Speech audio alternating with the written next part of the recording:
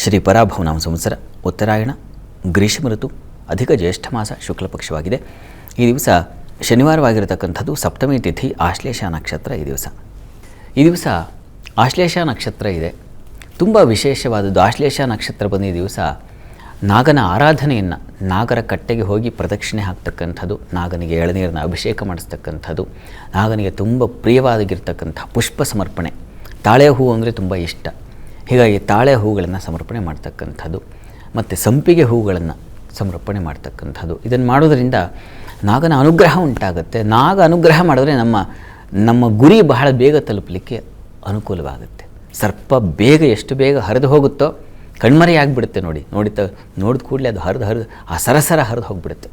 ಆ ರೀತಿಯಲ್ಲಿ ನಮ್ಮ ಕೆಲಸಗಳು ಸರಸರ ಆಗಬೇಕು, ಕೆಲಸಗಳು ಒಂದು ಒಳ್ಳೆಯ ಫಲ ಕಾಣಬೇಕು ಅಂದರೆ ನಾಗ ಪ್ರಾರ್ಥನೆ ಮಾಡಬೇಕು. ನೀವು ಯಾವ ನಾಗನಿಗೆ ಎಷ್ಟು ವಿಧದ ಫಲವನ್ನು ಹೇಳಿದೆ, ಒಂದು ಸಂತಾನದಿಂದ ಹಿಡಿದು ಭೂ ಲಾಭಗಳಿಂದ ಹಿಡಿದು ಮನೆಯಲ್ಲಿ ಆರ್ಥಿಕವಾಗಿ ಸಮಸ್ಯೆಗಳಾಗ್ತಾಯಿದ್ರೆ, ರೋಗ ಬಾಧೆ ನಿವಾರಣೆ ಆಗ್ತಾಯಿದ್ರೆ ಬಳಲ್ತಾ ಇರ್ತಾರೆ. ಎಷ್ಟೋ ಬಾರಿ ಚರ್ಮ ಸಮಸ್ಯೆಗಳು ಉಂಟಾಗುತ್ತೆ.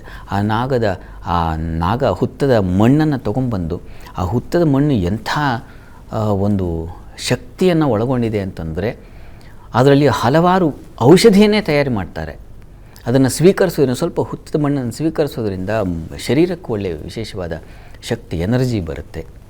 ಮತ್ತು ಅಷ್ಟೇ ಅಲ್ಲ, ಅದು ಒಂದು ರೀತಿಯ ಸತ್ವ, ಸ್ಟಫ್ನೆಸ್ ಅಂತೀವಲ್ಲ, ಮನುಷ್ಯನಿಗೆ ಬೇಕಾಗಿರ್ತಕ್ಕಂಥದ್ದು ಅದು ತಂದು ಕೊಡುತ್ತೆ.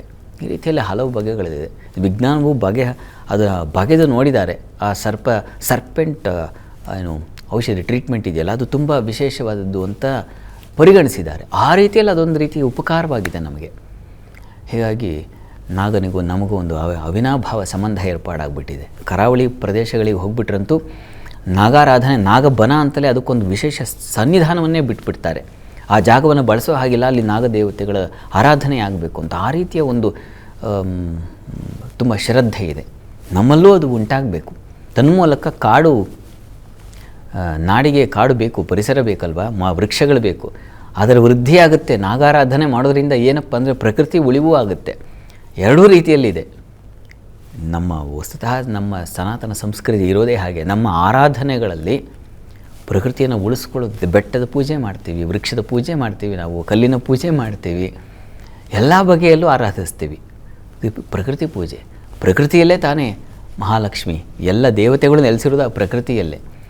ಹೀಗಾಗಿ ಈ ದಿವಸ ತಪ್ಪದೆ ನಾಗ ಕ್ಷೇತ್ರಕ್ಕೆ ಅಥವಾ ನಾಗರ ಕಟ್ಟೆಗೆ ಹುತ್ತಕ್ಕಾದರೂ ಹೋಗಿ ಬನ್ನಿ, ಒಂದು ನಮಸ್ಕಾರ ಹಾಕಿ.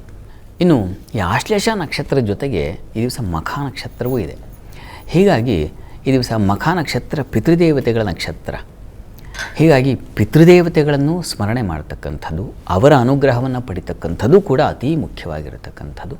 ತಪ್ಪದೇ ಈ ದಿವಸ ಪಿತೃಸ್ಮರಣೆ, ಹಿರಿಯರ ಸ್ಮರಣೆ, ಆಗಿ ಹೋದವರು ಅವರನ್ನು ಒಂದು ಸಲ ಸ್ಮರಣೆ ಮಾಡ್ಕೊಳ್ತಕ್ಕಂಥದ್ದು ಬಹಳ ಒಳ್ಳೆಯದು. ಅವರ ಹೆಸರಿನಲ್ಲಿ ದಾನ ಧರ್ಮಗಳನ್ನು ಮಾಡ್ತಕ್ಕಂಥದ್ದು ಕೂಡ ತುಂಬ ಒಳ್ಳೆಯದು.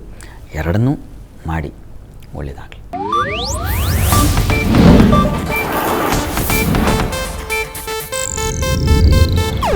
ಇದು ಏಷ್ಯಾನೆಟ್ ನ್ಯೂಸ್ ನೆಟ್ವರ್ಕ್ ಪ್ರಸ್ತುತಿ.